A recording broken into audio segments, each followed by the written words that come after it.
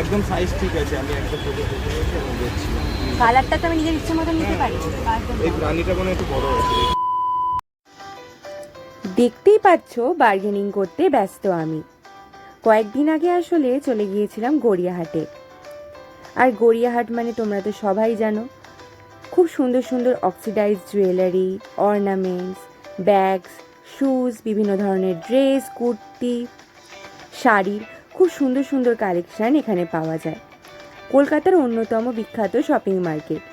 আর আমারও কয়েকটা জিনিস কেনার ছিল, যেমন ধরো অক্সিডাইজের চুড়ি, ব্যাঙ্গেলস, নোজপিন, আরও অনেক কিছু। সেই বুঝেই আমি ওখানে শপিং করতে চলে গিয়েছিলাম।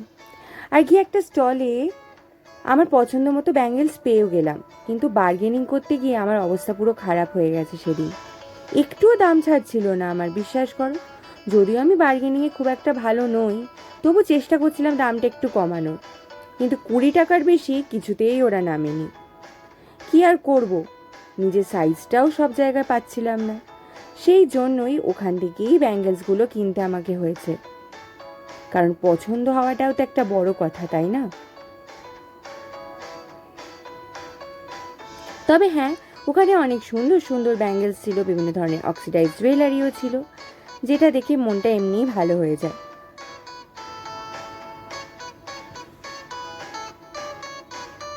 আর আজকের ব্লগে তোমাদের গড়িয়াহাটে ঘুরু ঘুরুর গল্পই বলবো। এবার তোমরা বলো তো, এই ব্যাঙ্গেলসটা পরে ঠিক আমাকে কেমন দেখাচ্ছে?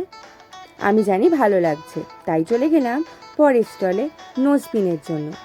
অনেক ধরনের নোজপিনই আমি দেখেছিলাম, তবে আমি যে ধরনের নোজপিন চাইছিলাম সেগুলো একটু পরে হলেও আমি পেয়ে গেছি।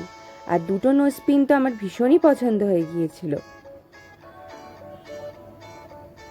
অনেক ছোটোবেলায় স্কুল লাইফে থাকাকালীন নোজপিন পরতাম, কিন্তু তারপরে অনেক দিন গ্যাপ হয়ে গেছে, নোজপিন আর পরাই হয় না। তাই শেষ পর্যন্ত ভাবলাম একটা নোজপিন কিনেই নিই। একটার বদলে দুটো নোজপিন কিনে এনেছি। আর এদের নোজপিনের কালেকশানও কিন্তু দারুণ ছিল। দাঁড়াও তোমাদের দেখাচ্ছি এই যে দুটো নোজপিন কিনেছি।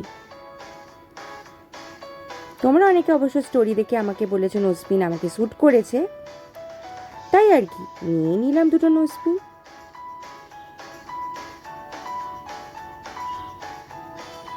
তারপর গড়িয়াহাটে গিয়ে শুধু এইটুকু শপিং করলে কি আর মন ভরে? তাই একটু ঘুরু ঘুরু করছিলাম আর ভাবছিলাম আর কি কেনা যায়। তারপর চলে গেলাম একটা শাড়ির দোকানের সামনে। আর বাইরে থেকে এত সুন্দর সুন্দর শাড়ির কালেকশন থেকে সত্যি চোখটাও জুড়িয়ে গেল। তারপর দেখলাম বর্ষার সন্ধে নেমেছে, বেশ সুন্দর আকাশের রংটা সেদিন, আর তার সাথে গড়িয়াহাটও জমজমাট হয়ে উঠছে। কিন্তু সেদিন বড্ড গরম ছিল, তাই এতটা ঘুরেও আমার বেশ গরম লাগছিল। তারপর চলে গেলাম গড়িয়াহাটে নতুন যেটা হয়েছে জুডিও, সেখানে। এই প্রথম আমি গড়িয়াহাটের জুডিওতে গেলাম। আসলে বেশিরভাগ যাই লেক মলের জুডিওটাতে, ওটা আমার বাড়ি থেকে কাছেও হয়, আর ওটা এই জুডিওর অনেক আগেও হয়েছে। গড়িয়াহাটের জুডিওটা তো এই সদ্য খুলেছে, তাই ভাবলাম ঘুরেই আসি। এবার তোমাদের জুডিওটা একটু ঘুরিয়ে দেখাই যে এখানকার কালেকশন কেমন, আর এখানে কতটা জায়গা নিয়ে এই জুডিওটা তৈরি হয়েছে। তোমরাই কালেকশনটা দেখে নাও এবার।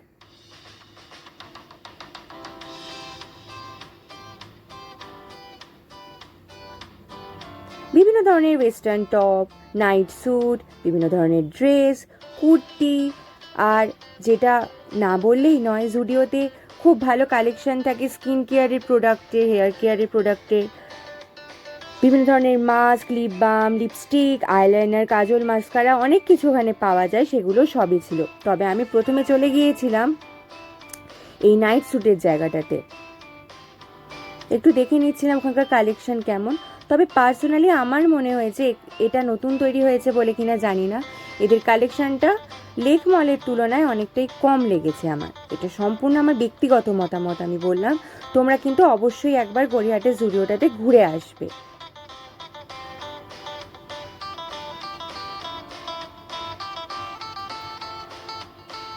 তারপর ওখান থেকে আমি চলে গেলাম একটু শাওয়ার জেল দেখতে, একটু বডি মিস্ট দেখতে, এবং অনেক খুঁজে এই দুটো শাওয়ার জেল আমার একটু ভালো লেগেছিল। আর এখান থেকে একটা শাওয়ার জেল আমি নিয়েছি, তবে কালেকশন ভালোই ছিল শাওয়ার জেলের। পুরো জুডিওটা তোমাদের মোটামুটি ঘোরাতে পারলাম আই থিঙ্ক। তারপর বিল মেটাতে গিয়ে আরেকটা জিনিস পছন্দ হয়ে গেল। খুব কিউট কিউট ওখানে হেয়ার ক্লিপস ছিল, সেগুলো একটা আমার ভীষণই মনে ধরে গেল, তাই একটা হেয়ার ক্লিপও আমি নিয়ে নিয়েছি। তারপর আর কি, জুডিও থেকে বেরিয়ে এলাম। বলছিলাম না সেদিন আকাশের রংটা কি সুন্দর। সত্যি বর্ষা ভীষণ সুন্দর ঋতু, এই সময় প্রকৃতি খুব সুন্দর সাজে সেজে ওঠে। কিন্তু ততক্ষণ আমার ভীষণ খিদে পেয়ে গেছে, তাই চলে গেলাম নর্থ ইস্ট কিচেনে, যেটা গোল পার্কে অবস্থিত। এখানকার ঝোল মোমো খুব বিখ্যাত, অনেক রিভিউ অনেক ব্লগ দেখে তাই চলে গেলাম এখানকার ঝোল মোমো ট্রাই করতে। এখানকার মেনু অনেক রয়েছে, টিবেটিয়ান, চাইনিজ কুইজিন, তোমরা অনেক কিছুই পেয়ে যাবে। এখানে বিভিন্ন ধরনের রোলও পেয়ে যাবে, তবে আমরা সেখান থেকে ঝোল মোমোই ট্রাই করেছিলাম। দেখো ঝোল মোমোটা নিয়ে আমি এখন পোজ দিচ্ছি তোমাদের সামনে। 4টে বড় বড় সাইজের ঝোল মোমো দেওয়া হয়, আর ঝোলটা অনেকটা মাংসের ঝোলের মতন টেস্ট লেগেছে আমার, যেখানে প্রচুর পরিমাণে ছোট্ট ছোট্ট চিকেনের কিমা দিয়ে আর বিভিন্ন ধরনের ভেজিটেবলস দিয়ে স্যুপটাকে রেডি করা হয়। কেমন খেতে? বিশ্বাস করো, সত্যি বলতে এই ঝোল মোমো খাওয়ার আদর্শ সময় হচ্ছে শীতকাল, কারণ এই গরম গরম মোমোটা তখনই খেয়ে তোমরা সব থেকে বেশি উপভোগ করতে পারবে। এই গরমের শহরে এই ঝোল মোমো খেয়ে লাভ নেই, কারণ এটা প্রচণ্ড গরম ছিল আর খেতে গিয়ে আমি লিটারেলি হিমশিম খেয়েছি। তবে টেস্ট দারুণ ছিল। 4টে মোমো দুজনে ভালোভাবেই খাওয়া যাবে, আবার তোমরা একাও ট্রাই করতে পারো। টেস্ট খুবই ভালো ছিল, কোয়ালিটি কোয়ান্টিটির দিক থেকে দুটোই দারুণ খেতে ছিল। ঝোল মোমোটা আমি অবশ্যই তোমাদের রেকমেন্ড করব। এই রকম সুন্দর সুন্দর ব্লগ দেখতে হলে কিন্তু তোমাদের ভিডিওটা লাইক, কমেন্ট আর শেয়ার করতে হবে। আর কি করতে হবে?